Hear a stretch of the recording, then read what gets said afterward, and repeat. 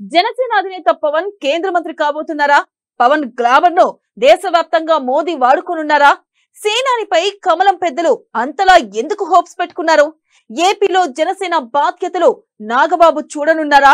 రానున్న రోజుల్లో బీజేపీలో జనసేనను విలీనం చేస్తారా? అందుకు తగ్గట్టుగానే పవన్ కు కీలక బాధ్యతల్ని అప్పగిస్తారా? Let's watch this story.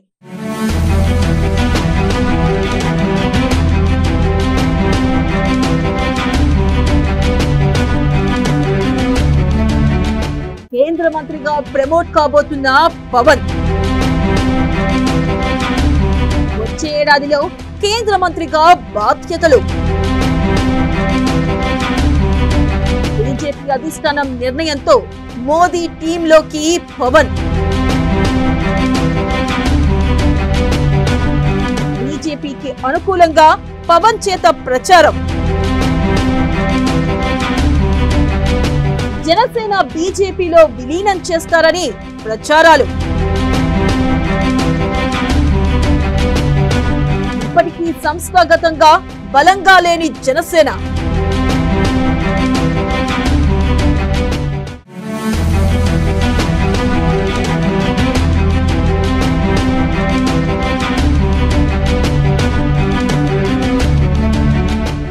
AP deputy CM Janasena అధ్యక్షుడు పవన్ కేంద్ర మంత్రిగా ప్రమోట్ అవ్వబోతున్నారా?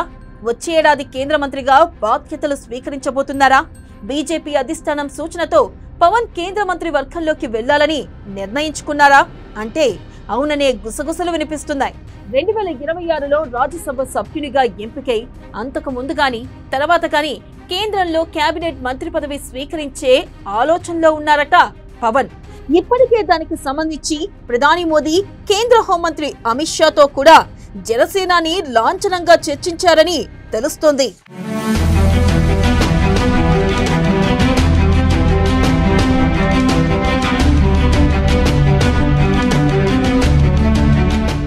ఇక 2026 జూన్లో 4 రాజ్యసభ స్థానాలు ఖాళీ అవుతుంది. అయోధ్య రామిరెడ్డి, పరిమల్ నత్వాని, పిల్లి సుభాష్ చంద్రబోస్, సానా సతీష్ లో రాజ్యసభ ఎంపీలుగా రిటైర్ అవుతారు. ఆ 4 స్థానాల్లో 3 టీడీపీకి, 1 జనసేనకి లేదా బీజేపీకి దక్కే అవకాశం ఉంది. 2026 రాజ్యసభ ఎన్నికలకు ముందుగాని తర్వాత గాని కేంద్ర మంత్రి పదవి తీసుకోబోతున్నారు పవన్ కళ్యాణ్. రాజ్యసభ ఎంపీగా, కేబినెట్ మంత్రిగా ఉండాలని నిర్ణయించుకున్నారట. పవన్ ని జాతీయ రాజకీయాల్లోకి తీసుకెళ్లాలని, బీజేపీకి అనుకూలంగా పవన్ చేత ఎన్నికల ప్రచారం కూడా చేయించాలని ప్రధాని మోదీ బలంగా నిర్ణయించుకున్నారు. మహారాష్ట్ర ఎన్నికల్లో పవన్ కళ్యాణ్ చేత ప్రచారం చేయించిన ప్రయోగం సక్సెస్ అయింది. అదేవిధంగా దక్షిణాది రాష్ట్రాలతో పాటు మరికొన్ని రాష్ట్రాల్లోనూ ఎన్నికల్లో పార్టీకి ప్రచారం చేయించే ఆలోచనలో ఉంది బీజేపీ అధిష్టానం. పవన్ సేవల్ని కేంద్రంలో అయితేనే బాగా వినియోగించుకోగలుగుతామని నరేంద్ర మోదీ నమ్ముతున్నారు. ఇదే విషయం మీద పవన్ తో చర్చించినప్పుడు కేంద్ర సహాయ మంత్రి పదవి ఆఫర్ చేశారట. కానీ కేబినెట్ ర్యాంకు పదవి అయితేనే తాను కేంద్రానికి వస్తానని పవన్ కరాఖండిగా చెప్పడంతో దాదాపుగా అదే ఖాయమైందని తెలుస్తుంది.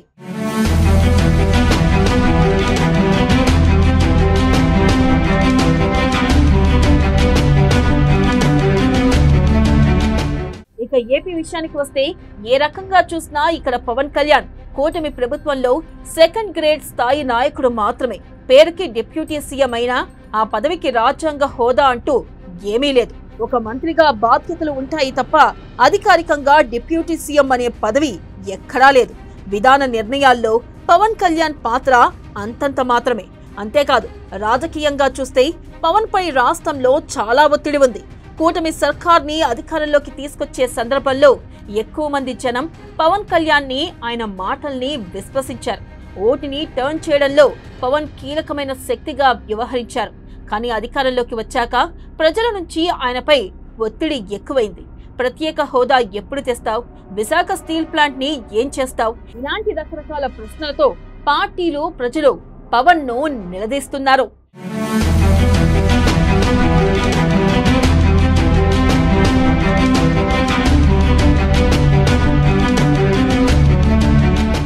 పవన్ ని కేవలం ఏపీకి పరిమితం చేసి ఉపయోగం లేదని, మిగిలిన రాష్ట్రాల్లోనూ అతని గ్లామర్ ని వాడుకోవాలని పవన్ ద్వారా హిందుత్వ, సనాతన ధర్మ ప్రచారం చేయడం ద్వారా కామన్ ఎజెండాపై ఓట్లు దండుకోవచ్చు అన్నది బీజేపీ వ్యూహం. ఏ రకంగా చూసినా పవన్ కేంద్రానికి వెళ్లిపోవడం అటు బీజేపీకి ఇటు పవన్ కి మేలు జరుగుతుంది.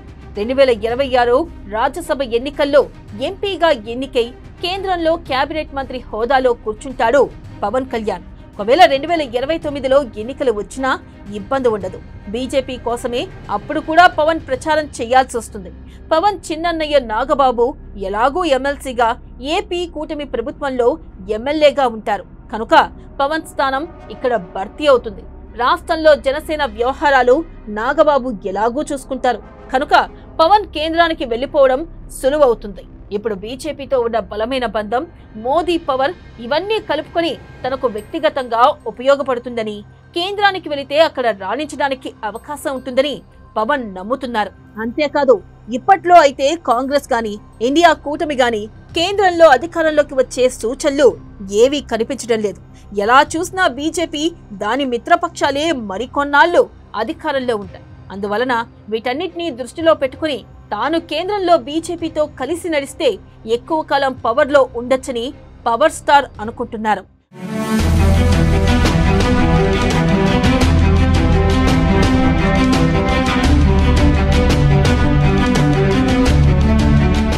అయితే ఇదే జరులో జనసేనను బీజేపీలో విలీనం చేసినా ఆశ్చర్యం లేదు. ఇక ఏపీలో మొన్నటి ఎన్నికల్లో వైసీపీ అధినేత జగన్ పై ఉన్న భయంకరమైన వ్యతిరేకత, పవన్ గ్లామర్ కలిసి ఒక సూపర్ వేవ్ లో జనసేనకి 21 సీట్లు, కూటమి మొత్తానికి 164 సీట్లు వచ్చాయి తప్ప ఇదే వచ్చే ఎన్నికలకు ఆ ఉధృతి ఉండకపోవచ్చు. అంతేకాదు జనసేనకు ఇప్పటికీ సంస్థాగతంగా బలం లేదు. గట్టిగా ఆంధ్రప్రదేశ్లో 13 జిల్లాల్లోనూ సరైన క్యాడర్ కూడా లేదు. ఇవన్నీ ఆలోచించి జనసేనను బీజేపీలో కలిపి ఏపీకి బీజేపీ అధ్యక్షుడిగా పవన్ కళ్యాణ్కి బాధ్యతలు అప్పగిస్తే ఎలా ఉంటుంది అనే ఆలోచన బీజేపీ అధిష్టానంలో ఉంది. ఇదే విషయంపై పవన్తో చర్చలు కూడా జరుగుతున్నాయి. ఇటీవల కాలంలో పవన్ ఎలాగూ పాత విధానాలన్నీ వదిలేసి సనాతన ధర్మాన్ని ఎత్తుకున్నాడు కనుక ఏపీ బీజేపీలో జనసేనను కలిపేసి పార్టీ బాధ్యతలు పవన్ కి అప్పగిస్తే బీజేపీకి ఆ రాష్ట్రంలో జవసత్వాలు వస్తాయని బీజేపీ అధిష్టానం భావిస్తుంది. ఇదే కోణంలో ఆలోచిస్తే 2026లో పవన్ కళ్యాణ్ కేంద్ర మంత్రి, జనసేన బీజేపీలో విలీనం రెండూ పక్కాగా జరిగేటట్లే ఉన్నాయి.